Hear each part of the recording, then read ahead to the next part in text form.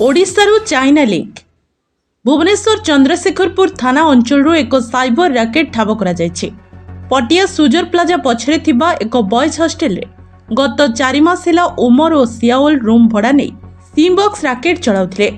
खबर पाई special squad team Chandrasekharpur थाना पुलिस इन्फोसिटी थाना पुलिस मिलित भावे चढ़ाऊ करथिले। सेमानक पाखरु 12टी सिम बॉक्स 3000 रु ऊर्ध्व SIM laptop wifi router modem एवं कनेक्टर जबत करा जायछि।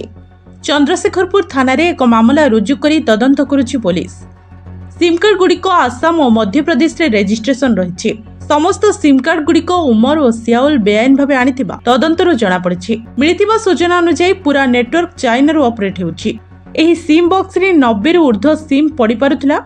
लैपटॉप रे 3000 सॉफ्टवेयर इंस्टॉल करबा परे सिम बॉक्स को कंट्रोल करा जाउथिला। ओडिशा रे रही बेआईन भावे अमेरिका यूरोप ठारू विभिन्न देश सह जोगाजोग करा जाउथिला।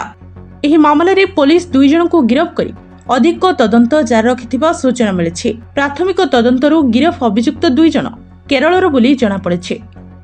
कटकरू देवीदत्त शिवप्रसाद नायक रिपोर्ट जननी टीवी।